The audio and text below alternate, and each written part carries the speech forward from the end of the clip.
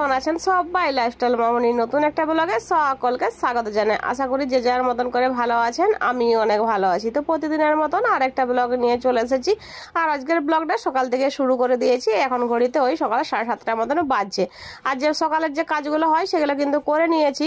তারপরে যে দরজার জানলা যে পর্দাগুলো আছে সেগুলো কিন্তু কাঁচা হয়নি, সেজন্য ভাবলাম আজকে পর্দাগুলো আর কি কেচে নিই। আর সকালবেলাতেই সেগুলো সমস্তটা খুলে নিয়ে আর এখন এই যে সাবানগুড়ির জলে ভিজিয়ে দিচ্ছি। আসলে কি হচ্ছে, কয়েকদিন ধরে এত পরিমাণে বৃষ্টি হচ্ছে কি আর বলবো। সকাল দিকটা মেঘটা পরিষ্কার থাকছে, ভালোই রোদ দিচ্ছে, আর একটু বেলা হয়ে গেলেই তারপর আবার ঝমঝম করে বৃষ্টি নামিয়ে দিচ্ছে।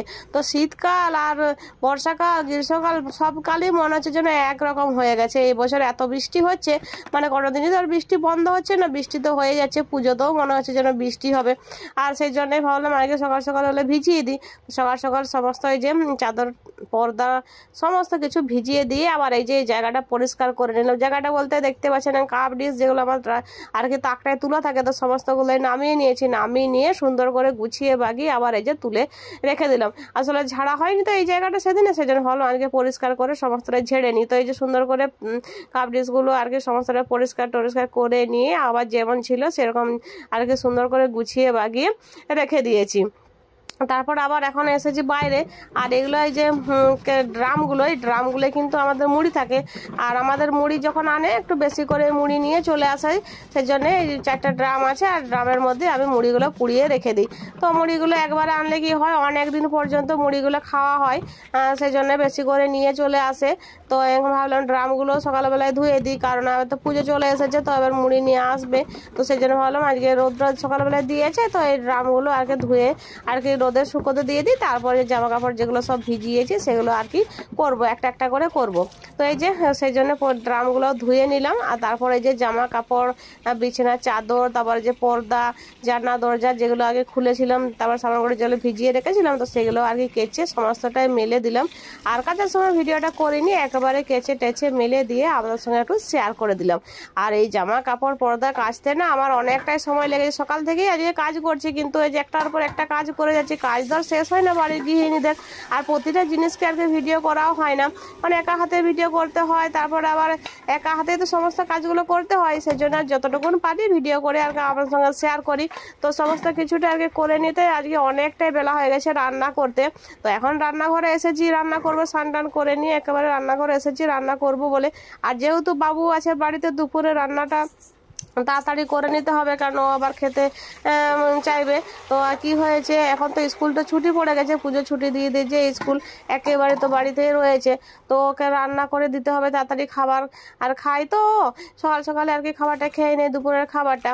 তো সেই জন্য ভাবলাম চটজলদি কিছু একটা রান্না করে দিই। আজকে আর বেশি কিছু সেরকম রান্না টান্না করবো না। তাই সেই জন্য যে পাঁচমিশালি একটা সবজি একসাথে কেটে আর কি নিয়েছি, তো পাঁচমিশালি সবজিটাই আর কি রান্না করে নেব।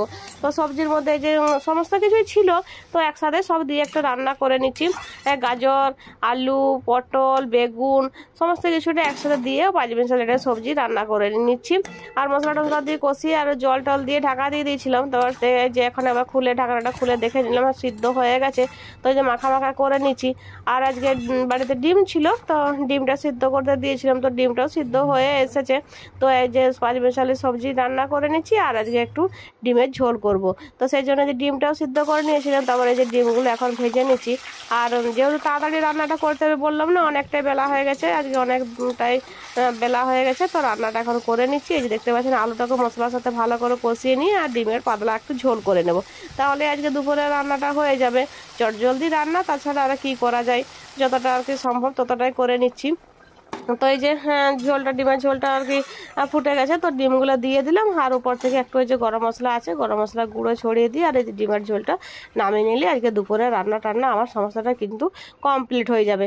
আর এই যে দেখতে পাচ্ছেন রান্না কমপ্লিট হয়ে গেছে, ডিমের ঝোল করে নিয়েছি এই ধারে। আর ওধারে পাঁচমিশালি যে সবজিটা করলাম সেটাও আর কি ঢাকা দিয়ে রেখে দিয়েছিলাম, এই যে একটু শেয়ার করে দিলাম আপনাদের সঙ্গে। তো দুপুরবেলা আর কোনো কিন্তু ভিডিও আমি শ্যুট করিনি, খাওয়া দাওয়ার পরে একেবারে চলে এসেছি বিকেলবেলায়। আর এখন বিকেলবেলায় এই যে দরজার পর্দাগুলো টাঙাবো আর এই ঝালরগুলো টাঙাবো, তো সেগুলো এখন বের করে নিচ্ছি। আর এগুলো কিন্তু রাখা থাকে, এগুলো তো আমার 12 মাস টাঙানো থাকে না, অন্যরকম দুটো টাঙানো থাকে। আর এগুলো কিন্তু যখন এই যে পুজো টুজো হয় ওকেশনের সময় কিন্তু আমি এগুলো টাঙিয়ে তারপর আবার খুলে রেখে দিই, কারণ এগুলো নোংরা হয়ে যায় বেশি সবসময় আর কি টাঙিয়ে রাখলে। তো রাখা ছিল, তো ভাবলাম পুজো তো চলে এসেছে, তো এখন টাঙাবো। আর এই যে ঝালরগুলো দেখছেন এগুলো কিন্তু আমি নিজের হাতে বানিয়েছি। আসলে যখন আমি এগুলো বানিয়েছিলাম তখন তো আর ব্লগ বানাতাম না, তখন যদি ব্লগ বানাতাম তাহলে আমাদের সঙ্গে শেয়ার করতাম। তো এখন টাঙাবো, তো টাঙানোর পরে কিরকম হয়েছে কমেন্টে আমাকে জানাবেন। আপনারা তো দেখতেই পাবেন টাঙানোর পরে। তো আগে পর্দাগুলো টাঙিয়ে নিই, তারপর ঝালরগুলো টাঙাবো, তো সেই জন্য আগে বার করে রেখে দিলাম। আর আজকে ভালো হয়েছে কি, আজকে ভালো বলতে বৃষ্টিটা আজকে হয়নি, মেঘটা দুবার ধরেছিল, একটু করে বৃষ্টি হয়েছে, তারপরে আর বৃষ্টিটা হয়নি। তো আমি যে পর্দা চাদর জামা কাপড় কেচেছিলাম না, আজকে সমস্তটা কিন্তু শুকনো হয়ে গেছে, সমস্ত কিছুটা তুলে নিয়ে রেখে দিয়েছি। রেখে দিয়ে এখন আবার এক একটা করে যে দরজার পর্দাগুলো খুলেছিলাম সেগুলো টাঙিয়ে দিচ্ছি। আসলে সকাল থেকে পর্দাগুলো খুলে আছে বলে দরজাগুলো দেখতেও বেশ ভালো লাগছিল না, দরজাগুলো কিরকম যেন ফাঁকা ফাঁকা লাগছিল। তো পর্দাগুলো না টাঙালে আবার কি হবে, রয়ে যাবে। যদি বলি এখন টাঙাবো না, বিকালে রেখে দিই, সে রাতে টাঙাবো বা কালকে টাঙাবো, তাহলে কিন্তু পর্দাগুলো আবার রয়ে যাবে। তো যখনকার যেটা কাজ সেই কাজটা করে নিলে আমার কাছে মনে হয় একটা কাজ মিটে গেল, এই কাজটা কমপ্লিট হয়ে গেল। নাহলে কিন্তু পড়ে থাকলে কাজ পড়েই রয়ে যাবে। আসলে গৃহিণী তো আমাদের মতন যে গৃহিণীরা বাড়িতে থাকে তাদের তো কাজের কোনো শেষ হয় না, একটার পর একটা কাজ লেগেই থাকে, বিশেষ করে আবার পুজোর সময়।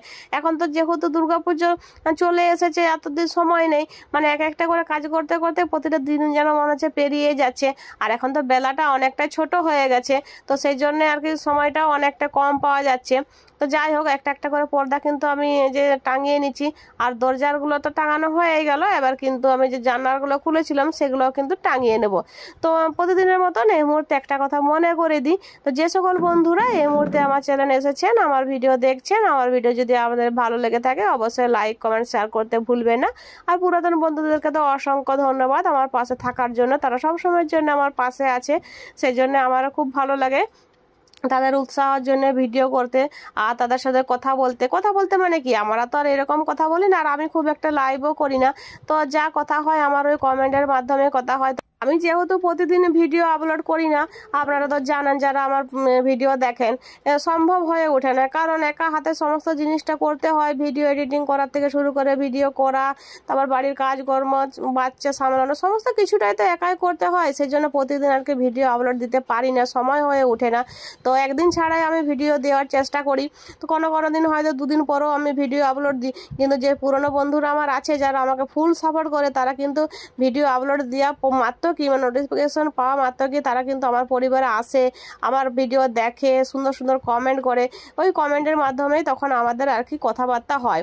খুবই ভালো লাগে এই জিনিসগুলো। নিজের পরিবার তো আছেই, নিজের পরিবারের সাথেও বাইরের যে পরিবারের সাথে আমরা এখন মিলেমিশে আর কি কথাবার্তা শেয়ার করতে পারছি, এটা কিন্তু খুবই একটা ভালো লাগে।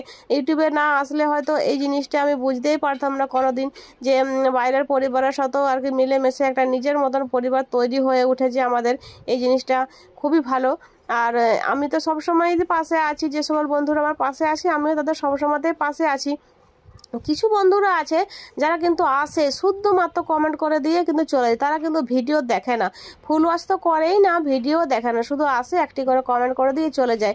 কারণ যখন আমি ওয়াচ টাইম দেখি তখনই কিন্তু পুরো জিনিসটা বুঝতে পারা যায় যে কে কে আমার ভিডিও দেখছে, কে কে আমার ভিডিও দেখছে না।